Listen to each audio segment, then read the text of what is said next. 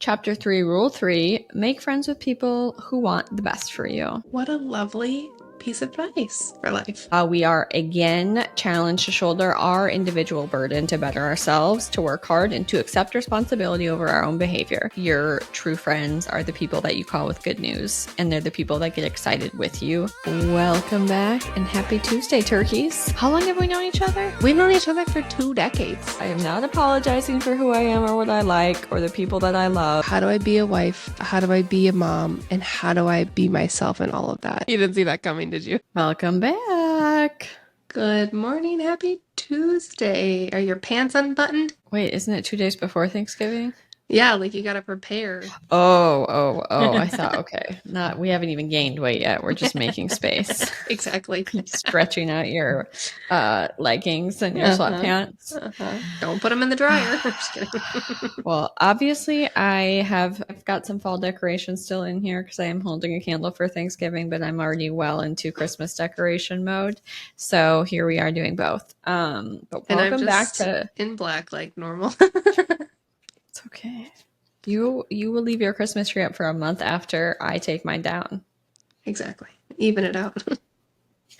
Well, we're back for chapter 3, rule 3 in our book club of 12 rules for life. And I'm excited about this chapter. Also, it was short, which I think kind of worked out for both of us this week. I would agree with that. All right, well, here we go. I will read the chapter as per the usual and give us a quick summary. Chapter 3, Rule 3, make friends with people who want the best for you. What a lovely piece of advice for life. I really do. This has been one of my favorite rules so far. It sounds so simple, but it feels profound. Okay, summary. Here we go. The people with whom we surround ourselves matter, both for our own outlook on life and our own likelihood to succeed.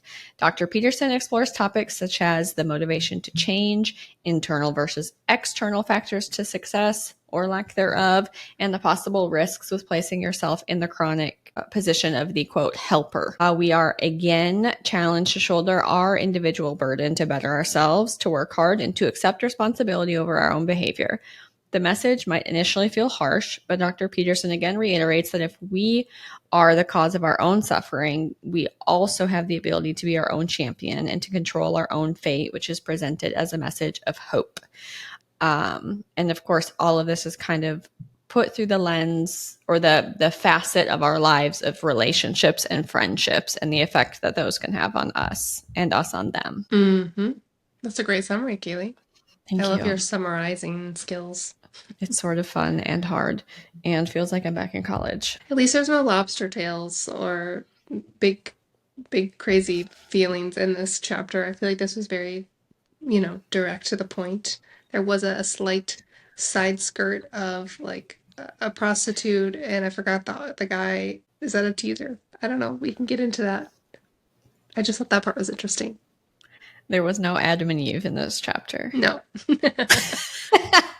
No lobster, no Adam and Eve, but I like right? It was a little bit easier to comprehend. There were a few less profound scientific and religious references, which maybe is why I felt like I read it faster. Maybe it was a good break from the first two that were very meaty. Yes.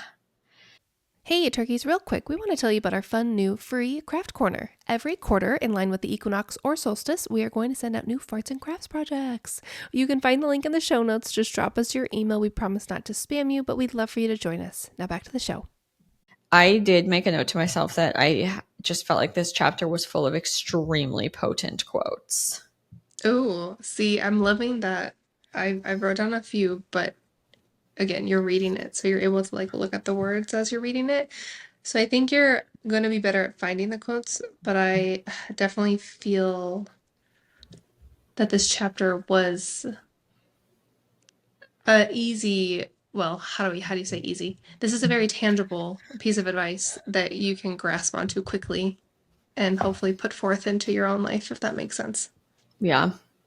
Also, we've talked about this on past episodes, but I was immediately reminded of the whole concept of your true friends are the people that you call with good news, and they're the people that get excited with you instead of the people, we all have them. You're kind of nervous to tell them about an accomplishment or something good that happens in your life because you're either afraid that they're not going to be as excited as you are, or they're like negative Nancy's that find all of the possible anxiety provoking scenarios, or they treat your friendship as sort of a weird competition where maybe you feel like you have to diminish yourself so they don't feel bad.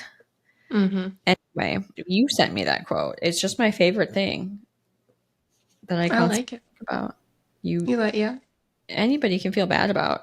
Anybody can feel bad with you, but Mm-hmm. people who really love you are the ones that are excited with you. Yes. Yes. That's a good, I didn't even really hone in on that piece in this chapter.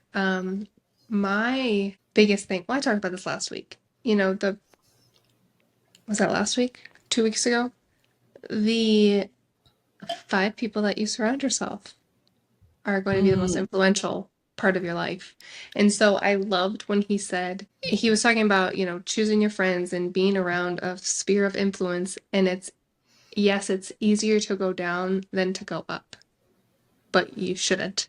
Like, it's easier to settle for friends who may not be super motivated or maybe have bad habits. And it's not that you're going to shun people who have flaws, because we all have flaws.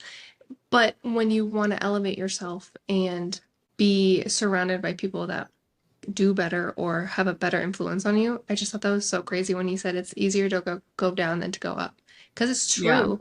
But if you can find the motivation to go up, I always used to think like I want to be the dumbest person in the room, because that way I have room to get higher and be smarter and surround myself with people that know more than me, because then I'll learn.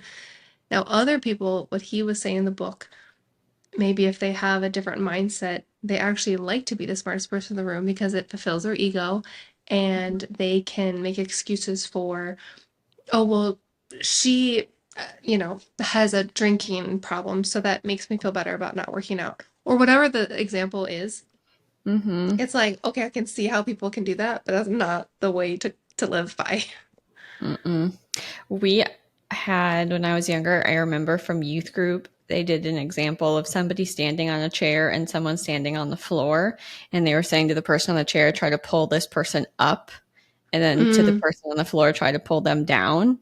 Oh. And just because of gravity, it's obviously way easier to pull somebody down than it Mm-hmm. is for you to drag people up with you. So I thought that also kind of came to mind from my childhood days. But he makes a good point. It's not that you should shun people, but you should be aware that if you're struggling in a certain area, if you're around that kind of energy, or you're around people who are also struggling with that, you are more likely to be tempted. And I think we know that anecdotally, or it seems obvious to us in things that are vices. You wouldn't tell an alcoholic to hang out with other alcoholics. Exactly. But I don't know that we think about that all the time in other areas of life. If you're trying to be motivated to work out, try to get around or surround yourself with people that are already doing things that are healthy. Mm-hmm. Again, don't look at people and be like, you're fat, we can't be friends. But Right. just being aware that the person, people, places, and things. We always used to Mm-hmm. say that to our peeps we were working with at the probation office. It's like, if you go back to the same crowd that you were around before you were arrested, why would you expect a different outcome? Mm-hmm. And he talks about that. You put the same inputs in over and over and over again, and you continue to get the same outputs. Exactly. Well, I have no qualms. Good. I don't either. Again, it's funny because I'm listening, and when you listen, sometimes even when you're reading, you kind of have to go back and like reread the page a little bit. Sometimes I find myself so involved or so enveloped in the story that he's talking about. I did find myself thinking, how did we get to this story about what is he? Is he an author who like invited this prostitute over to save her, and then he was like, actually, haha, I just wanted to make you feel like an awful person. I kind of got lost there. Not long, Oh. But I was just like, whoa, how did we find ourselves here? I think that was an example from Nietzsche, I think, yeah. Mhm. old literature. I think he quotes him and refers back to him a lot. I think that's what he was doing. He was just telling a story about people using somebody else's misfortune to boost their own ego. That's where it ties in, yes. I think that's what he was getting at. He really touched on a lot of the different things. How you, as somebody who wants to provide help, need to be aware because there are a lot of manipulators out there who want to drag you down and want to Mm-hmm. take up your time Mm-hmm. and want somebody else to do the work for them. And then he talks about, people who are seemingly doing well and seem like they might want to help you, but really they just want to exploit you in your time of misery. So it was really interesting. He kind of points out all these different pitfalls to quote unquote helping people, which I think was him getting back to reinforcing that you have to be the maker of your own destiny. Mm-hmm. Mm. Why don't I? Oh, go ahead. I was going to say I'll start gearing up my quotes. Yeah, gear up your quotes. I was just gonna say that kind of reminds me of, especially the people who are empathetic or who are in a helping field with people, and that's their job is to help people. It's almost again refers back to put your mask on first before you help anyone else. Because I feel like if you don't and you're not in a good place, helping people is a great part of life and it's what community is for. But you also don't want to get enveloped in that too much and start getting dragged down. Not like they're doing it intentionally, but it just seems to be if you're in that presence and that influence, it's like that's what you think about, that's what you go to every day. You're going to start changing your behaviors and then that could be construed like a negative way or a positive way if you're with people who are in that position where you want to be. I Yeah. don't know. I also was reminded of there's a common saying, I think, in our field where you should never work harder for your client than they work for themselves, Yes, which I that's a think good is one. just, it's good in life, especially for our helpers and our empaths. Because, yeah, if you're more invested in somebody else's wellness and you're more invested in somebody else's change than they are, you're going to run yourself ragged. And then what are they doing? Mm-hmm. Yeah, you can't do all the work to help people. You have to foster it, and then they have to do the work themselves too. And it's baffling. And it's one of those intangibles when you're in a helping profession that I think is really hard to make concrete. But it's like you want to provide all the opportunity for people to do better and make sure that they have those paths, but you still can't make them. Yep. And even if you make them go to therapy, you can't necessarily make them be open to it. But I struggle with this because also sometimes making somebody go and them just occupying a chair will sometimes eventually lead to them becoming open and having that internal change where they're ready to receive new information. Mm-hmm. But it's just hard striking that balance sometimes. Yes, I agree. It's he talked about that too. It's like there's a line of forcing people to like just shoving the help down their throat versus having it there and then when they're ready to receive it, like it's there for them. Mm-hmm. And So, I don't know. I think it's constantly a work in progress. All right, let me start off with quote number 1. okay. Bear with me because there's paragraphs, but it's just hard, man. Okay. Sometimes when people have a low opinion of their own worth, or perhaps when they refuse responsibility for their lives, they choose a new acquaintance of precisely the type who proved troublesome in the past. Such people don't believe that they deserve any better, so they don't go looking for it. Or perhaps they don't want to the trouble of better. Freud called this repetition compulsion. He thought of it as an unconscious drive to repeat the horrors of the past, sometimes perhaps to formulate those horrors more precisely, sometimes to attempt more active mastery, and sometimes perhaps because no alternatives beckon. People create their worlds with the tools they have directly at hand. Faulty tools produce faulty results. Repeated use of the same faulty tools produces the same faulty results. It is in this manner that those who failed to learn from the past doom themselves to repeat it. It's partly fate, it's partly inability, it's partly unwillingness to learn, refusal to learn, motivated refusal to learn. I just really liked that, especially the That's part about the faulty tools. mm-hmm. And it's yeah, if you keep using the same bad tools, you're going to keep getting the same bad results. That's why you have to change the tools or change the environment or change, like you said, people, places, things.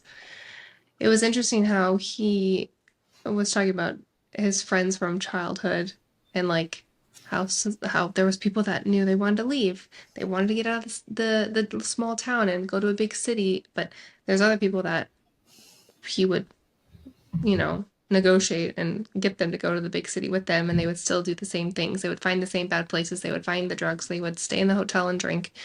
It's like sometimes even changing the environment is still gonna, people are still gonna go to where they're comfortable with. And I thought that was interesting. There was a quote that I pulled that said, friendship is a reciprocal arrangement, like a two-way street. I added that part. He didn't say that. You are not morally obligated to support someone who is making the world a worse place. And that's interesting because I think it goes back to finding the line of, I'm always here to help, but I also can't get sucked into the negativity or the bad influence if you're not, if they're just causing harm, to themselves or to other people. You can't be right next to them. Maybe you can be behind them and support them and be there to catch them, but you can't be like side by side and doing it together because then you're going to get sucked into it. Mm-hmm. Yeah. Yeah. I think that's a big one for family.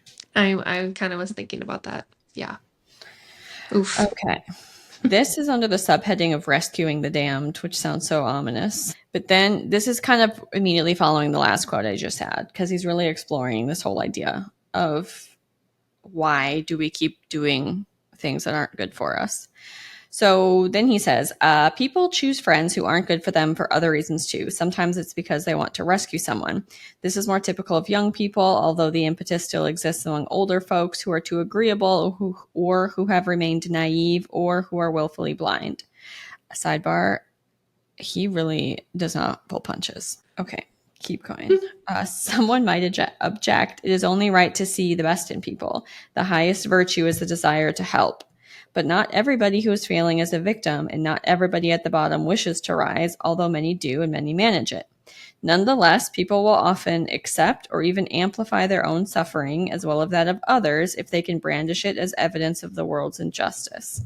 There are no shortage of oppressors among the downtrodden, even if they're lowly positions. Many of them are only tyrannical wannabes. It's the easiest path to choose moment to moment, although it's nothing but hell in the long run. Again, it really just stuck out to me, him talking about how some people do just want to make things sound worse and blame everything around them. And everything around you could be a shithole, and that could be valid and true. But if you're using that as a reason to continue doing things that are bad for you, that are within your control, you have to have responsibility for your own behavior at some point, somewhere. Yeah. It goes back to what we were talking about with victimhood. Like things can be true and valid and hard and scary and sad and, crazy. Life's hard. But also what's within reason, what's within your control. Yeah, you can't control everything. But what you can control, like you have to take responsibility, which also goes back to chapter 1 with like if you stand up and face the world head on, like you're voluntarily taking the position of I'm gonna take it. Like come at me, life. I'll do what I can and I will let go of what I can't. Yeah.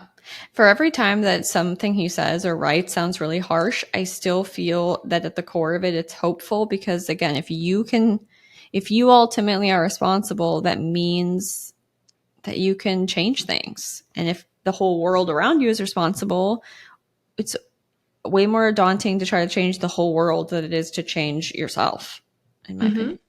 It's like tough love, and I don't want to jump ahead too much because I know we introed the chapter about letting your kids, you know, don't be too helicoptery, and you have to let them be uncomfortable to succeed in life and not be little babies about everything.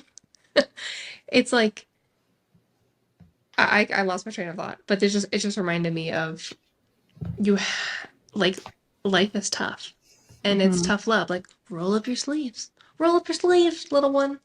Like yeah, it's gonna be hard work and it's gonna be dirty, but like you're gonna be able to do it. And you can do it. Yes. Instead of being like, no, here, let me help you, is also kind of saying, I don't think you can handle this. You know what I mean? Okay, another quote, which I loved from my helping professionals out there.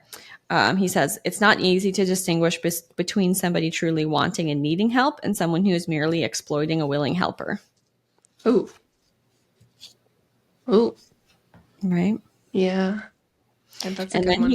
he goes on to kind of talk about, again, he always goes back to biblical examples, but he talks about Christ, and I think he's acting as devil's advocate, saying, well, Christ hung out with the prostitutes and the hookers and, you know, the crooked people.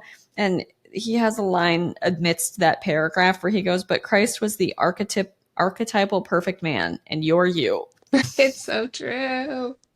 It's so I was true. like, that's a good point. Like, you think you're the same as Jesus Christ? Maybe not. Oh, And that's a that's good way where to he put kind of it. said, he goes on and talks about how do you know that your attempts to pull someone up won't instead bring them or you further down. Um, and that's where we talked about, he kind of leads into that whole down is easier than up. Just Mm-hmm. the sake of it's harder. It is truly harder to do the right thing most of the time. Yes. It's harder to be healthier. It's harder to, you know, not choose violence. I'm just kidding. Like, I mean, it's like gravity. Like, it's easier to literally go down. Yeah. Yeah. I'm going to just keep blasting us with these before we wrap up. But there's just so much good shit in here. I Okay. like this one. Before you help someone, you should find out why that person is in trouble. You shouldn't merely assume that he or she is a noble victim of unjust circumstances and exploitation. It's Jesus. It's a most likely explanation, not the most probable. In my experience, clinical and otherwise, it's just never been that simple. Besides, if you buy the story that everything is terrible, if you buy the story that everything terrible just happened on its own with no personal responsibility on the part of the victim, you deny that person all agency in the past and by implication in the future as well. In this manner, you strip him or her of all power. Wow.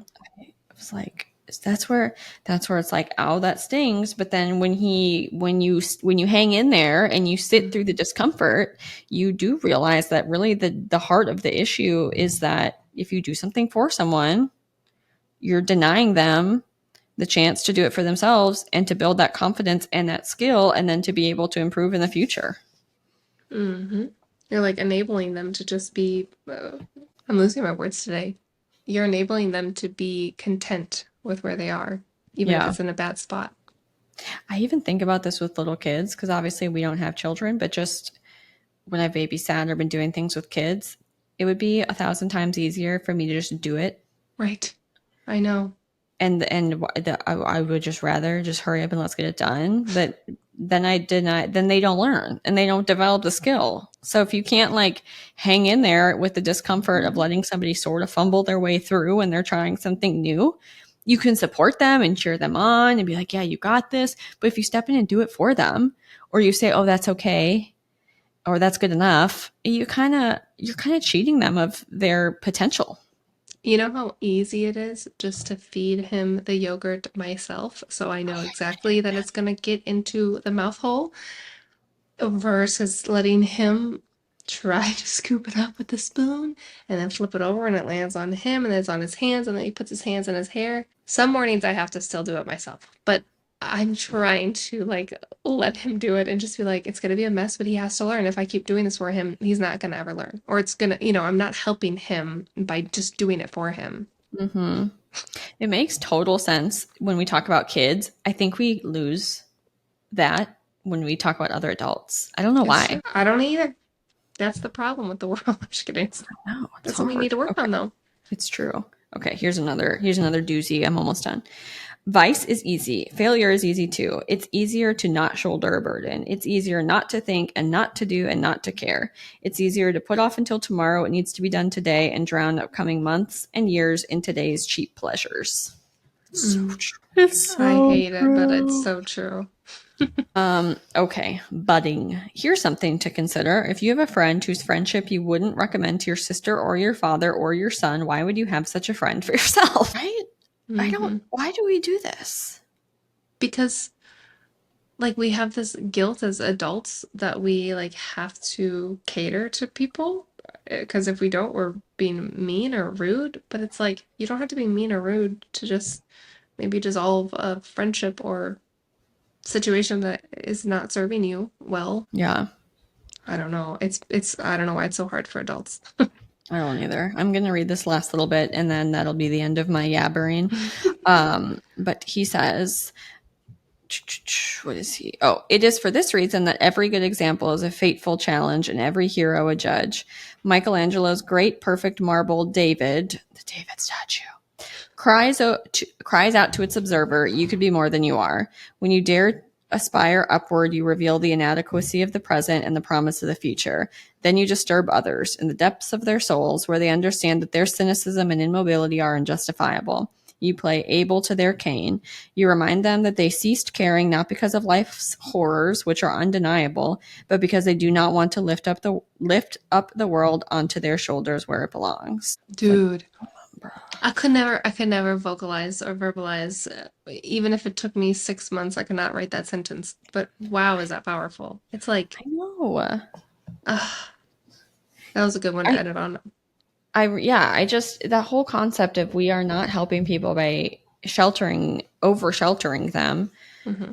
When we when we do the hard thing, we challenge other people to do the hard thing with us. And some people may react poorly to that because it's hitting on their own insecurities or their own ambivalence at the time. But that doesn't mean that you should stop doing it. And it doesn't mean you should restrain yourself to stay within a level that the people you're around are comfortable with. So if you have a family that doesn't have a college education and they call you uppity and all this other shit when you come back home, that's on them. It's not on you to try to dampen yourself to make other people less uncomfortable.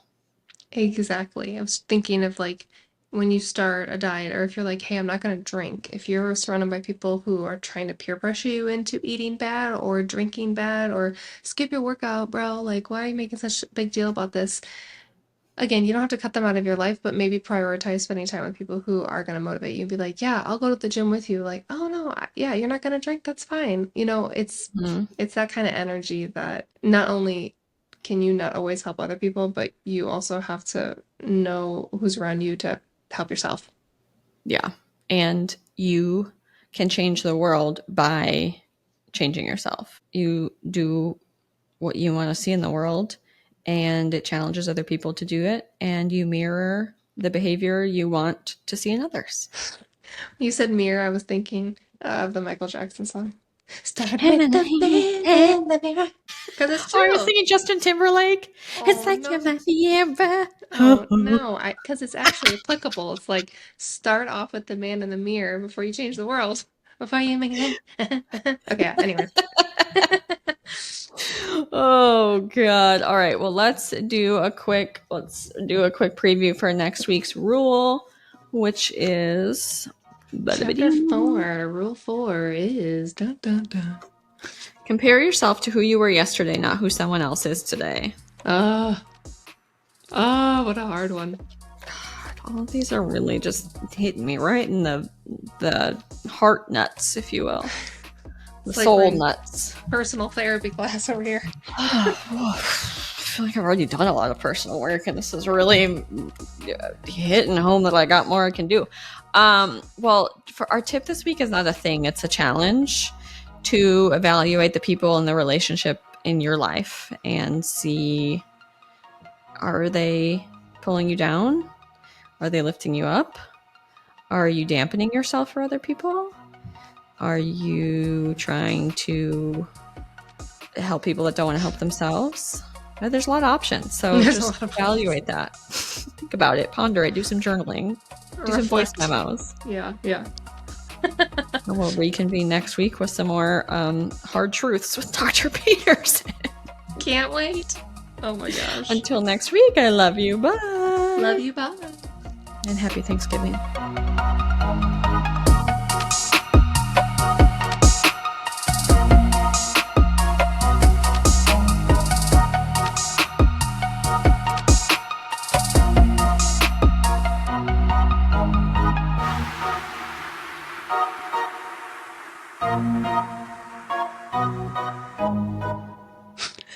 I I realize was I can't holding even back a burp. you can't breathe at all during that because we put the thing over it and you can't undo the breathies. I made that mistake once. It's okay. It's just Out in the raw. Okay, well, I love you. Until next week. Okay,